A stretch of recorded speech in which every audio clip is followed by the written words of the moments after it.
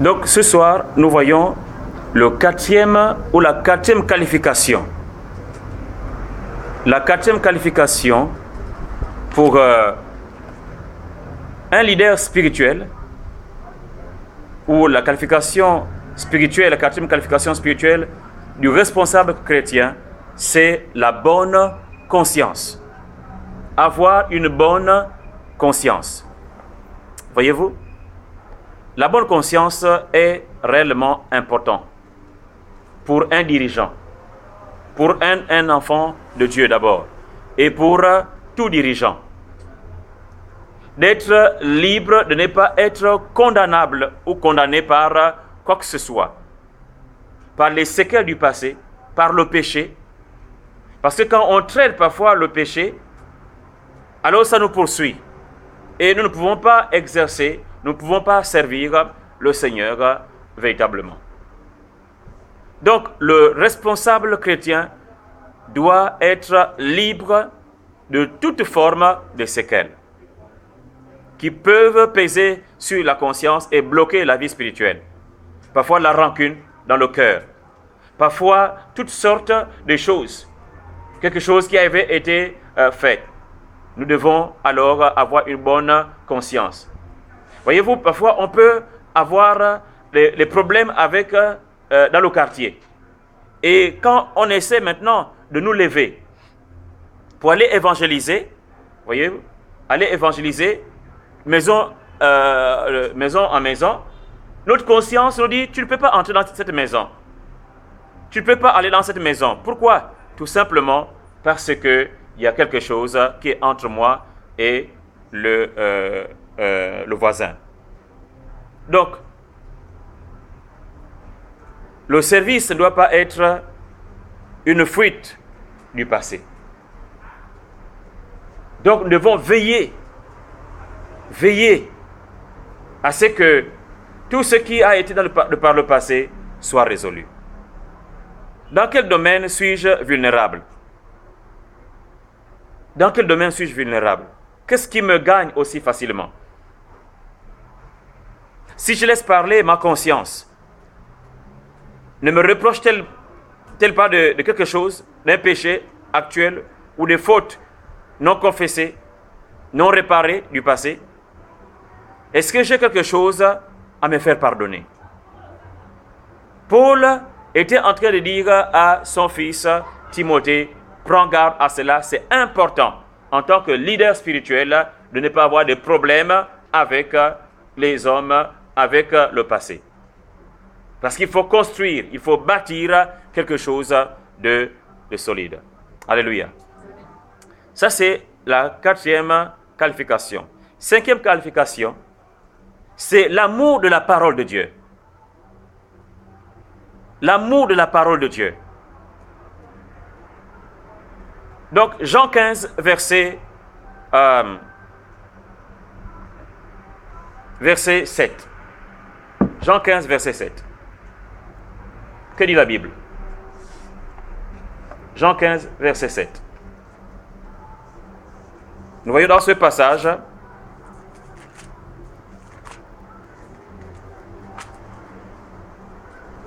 oui, allez-y dans votre version. Mais si vous demeurez en moi et que mes paroles demeurent en vous, demandez ce que vous voudrez, vous l'obtiendrez. Voilà. Si vous demeurez en moi et quoi? Mes paroles. Mes paroles. Voici les deux conditions à l'exaucement de nos prières. Demeurer dans le Seigneur, ça veut dire quoi? Demeurer dans le Seigneur, c'est que nous avons reçu Jésus. Et ceci, c'est depuis le jour de notre confession, notre déclaration. Demeurer dans le Seigneur. Mais si la deuxième condition n'est pas remplie, celle des paroles du Seigneur demeurant en nous, alors nous sommes boiteux.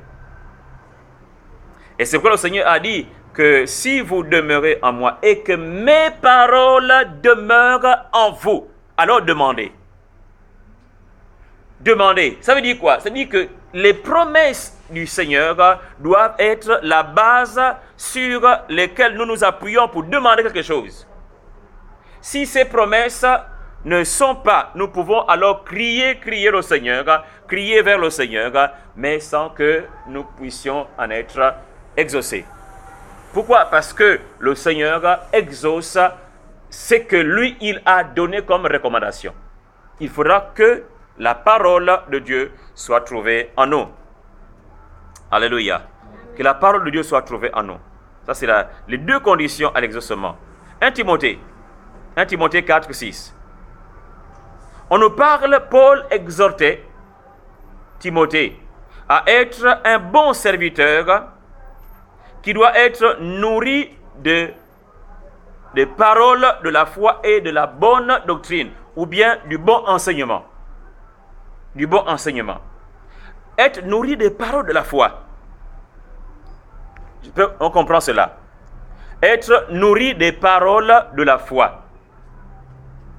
C'est-à-dire qu'il y a des paroles qui communiquent la foi à un leader. Et ces paroles, le leader doit se nourrir de cela. Il doit chercher dans la Bible des paroles de la foi. Des paroles qui relèvent sa foi. Des paroles qui font grandir sa foi. Des paroles qui amènent sa foi à demeurer ferme.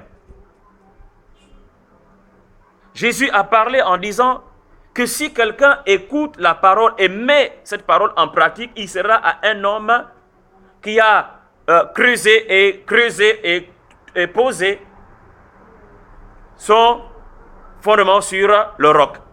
Et alors, toutes choses, les intempéries sont arrivées, mais cette maison a demeuré ferme. Pourquoi? Parce qu'elle était sur le roc. Donc, quelqu'un qui se nourrit de la parole de Dieu, c'est quelqu'un qui va être ferme. Ferme dans ses sentiments. Ferme dans sa défense. Ferme dans sa défense. Être ferme dans ce que nous faisons. Donc, un serviteur de Dieu, un leader doit avoir l'amour de la parole de Dieu. Jésus connaissait la parole de Dieu. Jésus connaissait l'Ancien Testament. Quand nous regardons la Bible, dans l'Ancien Testament, à peu près 1800 versets qui reproduisent ces paroles, donc les paroles de Jésus. Et 180 contiennent les citations de l'Ancien Testament. Donc nous voyons que Jésus citait la parole. Quand le diable vient le tenter, il cite la parole. Quand il arrive quelque part, il dit, n'avez-vous pas lu? Moïse a dit ceci, mais moi je dis. Vous voyez, il citait la parole parce qu'il la connaissait.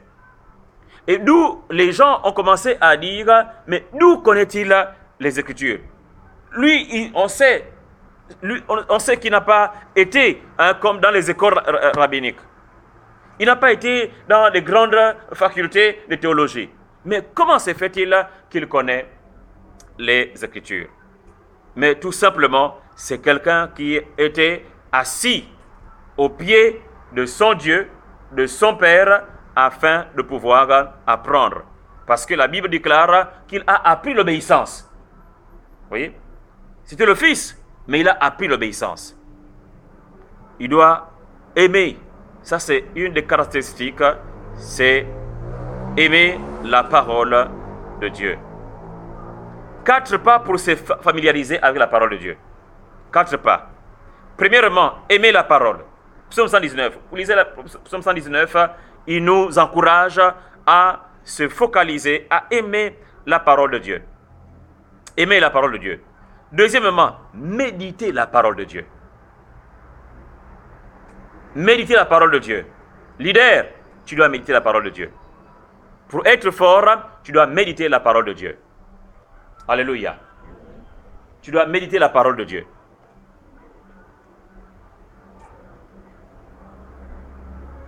Que dit la Bible? Josué 1,8. Nous connaissons ce passage. Que ce livre de la loi ne fait pas quoi? Fasse quoi? ne s'éloigne pas de ta bouche. Hein? Drôle de manière d'écrire que ce livre ne s'éloigne pas. Mais que veut dire, qu'est-ce que Dieu veut dire à Josué, son serviteur? Mange le rouleau. Mange le rouleau. Mange la parole. C'est pourquoi il a dit ne s'éloigne pas de ta bouche. Parce qu'on sait que les yeux ne mangent pas. Alors, mange le rouleau. Ne s'éloigne pas de ta bouche. Qu'est-ce qu'il faut faire? Médite-le. Méditer, c'est réfléchir, c'est ruminer, c'est refléter. Lorsqu'on parle de ruminer, le bon exemple, c'est celui de la vache qui rumine. Vous allez vous rendre compte que la vache, après avoir mangé, se repose. Mais 2 heures après, elle marche toujours. Qu'est-ce qui se passe? Elle est en train de ruminer. Elle est en train de ruminer. Ça veut dire quoi? Dans la panse, il y a ce processus de 7 fois, elle marche, elle avale. La panse ramène encore ce qu'elle a eu à avaler. Et de nouveau, elle marche cela et avale. Et de nouveau, 7 fois le processus jusqu'à ce que l'herbe soit véritablement bien mâchée. Et ceci donne la santé à son corps. Donc, ruminer. Médite-le jour et nuit. Pourquoi? Pour agir. Pour agir. Vous voyez, s'il n'y a pas méditation de la parole de Dieu, si un leader ne connaît pas la parole de Dieu, il va hésiter d'agir. Il va hésiter dans l'action. Il va hésiter. Il ne veut pas se mettre il n'aura pas l'audace d'agir. Lorsque Dieu demande de faire un pas de foi, il hésite. Pourquoi? Parce qu'il manque le soubassement, le fondement sur lequel il met ses pieds et où il se sent ferme. On dit ici, médite le jour et nuit pour agir. Regardez, hein? Pour agir. Bien sûr, fidèlement. Maintenant, selon. Il faut souligner ce mot. Selon tout ce qui est écrit. Et alors, c'est alors qu'il aura du succès dans ses entreprises. C'est alors qu'il réussira. Donc, nous voyons, frères et sœurs, que la méditation de la parole de Dieu nous amène au succès. Donc, si un leader aime la parole de Dieu, il s'ouvre la voie du succès. Il s'ouvre la voie du succès. Parce que dans la parole de Dieu se trouve l'abondance, le succès que nous sommes en train de chercher. Ça se trouve dans les promesses de Dieu. Abraham a obéi, alors il a eu le succès. Joseph a obéi à la vision, alors il a eu le succès. Jacob a obéi, alors il a eu le succès. Et Isaac dit, reste dans le pays, ne va pas en Égypte. Il reste là, il sème, tandis qu'il était dans un temps de famine. Mais il reste là et il sème. Et Dieu accorde le succès. Pourquoi pas aujourd'hui? La Bible déclare que Jésus-Christ est le même hier, aujourd'hui et éternellement. Donc, c'est le deuxième pas. Troisième pas, c'est connaître la parole à fond. Nous avons dit de méditer, mais connaître la parole à fond. Ça, c'est un pas important. Il ne faut pas chercher à être léger avec Dieu. Il ne faut pas chercher à connaître la parole de Dieu légèrement. Il faut qu'un leader fasse des études approfondies. Seul, on prend un temps pour faire des études approfondies. Un sujet, nous prenons un thème et nous étudions ce thème. Nous prenons un livre, nous étudions ce livre. Nous pouvons aller pour étudier des passages bibliques. Donc c'est important qu'un leader puisse avoir du temps, il s'exerce à aller creuser après, trouver de l'eau, c'est au fond qu'on en trouve. Et il doit s'exercer. Qui parle d'aller au fond, parle de l'effort à faire. La Bible en parle, d'ajouter à votre foi la connaissance. Donc notre foi, c'est depuis le jour que nous avons reçu le Seigneur, mais d'ajouter à la foi la connaissance. La connaissance ne peut être acquise sans un effort consentant.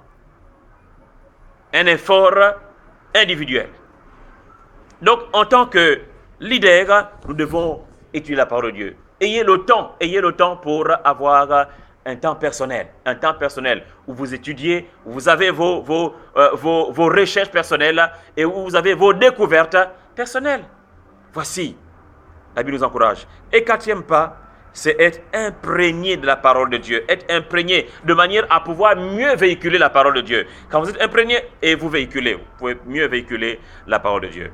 Aimer la parole, méditer la parole, connaître la parole en profondeur et être imprégné de la parole de Dieu. Tout cela implique du temps.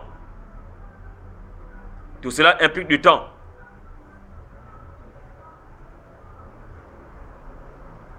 Le temps. Nous devons prendre du temps pour chercher Dieu. Du temps pour lire la Bible. Du temps pour sonder la parole, se poser des questions. Et cela passe avec en sorte que cette parole maintenant peut habiter en nous. Du temps passé avec elle pour qu'elle habite en nous. On passe du temps avec elle pour qu'elle habite en nous. Que dit la Bible? Colossiens 3,16. Que la parole de Dieu habite en vous abondamment. Voyez? Avec toute sorte de sagesse. Exhortez-vous. Et la Bible nous encourage. Par de quoi? Par des hymnes, par des cantiques spirituels, des psaumes bien sûr. Mais c'est de cette manière que lorsque nous allons nous exhorter, alors la parole de Dieu va habiter en nous abondamment. Alléluia. La parole de Dieu aussi, seule a le pouvoir de régénérer. Régénérer. Nous donner un renouveau. 1 Pierre 1,23. Nous régénérer. Voyez-vous? La parole nous régénère. Lorsque nous la lisons, lorsque nous nous confions en elle, elle nous donne une nouvelle santé. Hein? C'est la santé pour ses os. Et pour ça quoi? Pour c'est quoi? Un rafraîchissement pour ses os. Hein? C'est la santé pour son corps. Hein? Puisque vous avez été régénérés, voyez-vous, non par une sémence corruptible, mais par une sémence incorruptible, par la parole vivante et permanente de Dieu. Régénéré par la sémence. Quand quelqu'un se proche de la parole de Dieu, alors la sémence vient en lui et cette sémence le régénère. Merci Seigneur pour cette grande grâce que tu nous as donnée pour la parole de régénération. Donc, nous grandirons spirituellement dans la mesure où nous nous nourrirons des bonnes paroles de la foi. Nous grandirons spirituellement dans la mesure où nous nous nourrirons des bonnes paroles de la foi. Il ne faut pas se dire « je suis responsable ». Donc, c'est bon. Non. Un responsable a un défi double. Parce qu'il doit réellement prouver, démontrer qu'il est le responsable. Il doit grandir en premier, afin de faire grandir les autres. Donc, la responsabilité est double. Un leader doit trouver du temps pour lire. L'excuse « je n'ai pas de temps » n'est pas valable pour un leader. Ça peut être valable pour quelqu'un d'autre, mais pas pour un leader. Je n'ai pas le temps, je n'ai pas eu le temps. Je n'ai pas eu le temps de prier, je n'ai pas eu le temps de lire la Bible. Je n'ai pas eu le temps. Non, ça c'est cette excuse n'a pas de place dans la vie d'un leader. Alléluia. Donc, nous prenons conscience.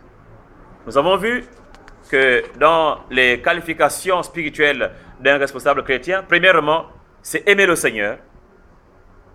Jésus a demandé à Pierre, m'aimes-tu? Avant de lui confier un ministère, il demande s'il l'aimait. Deuxièmement, c'est l'attachement à Dieu. Tel est le sens du mot piété. Piété. Et nous voyons que Jésus a été un modèle véritable. Et un responsable qui néglige la prière ne mènera pas à bien ceux qui lui sont confiés.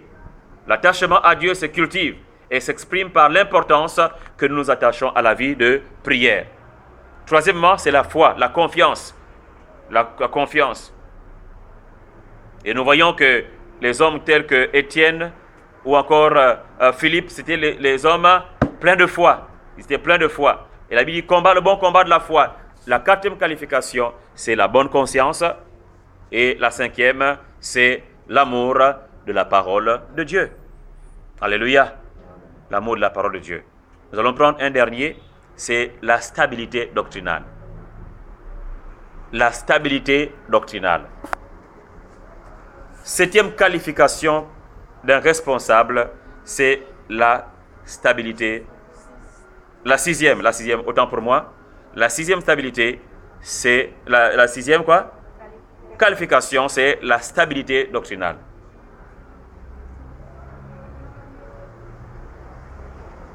De Timothée 3, verset 14.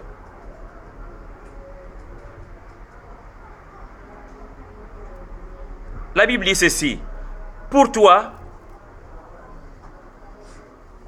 reste attaché à tout ce que tu as appris.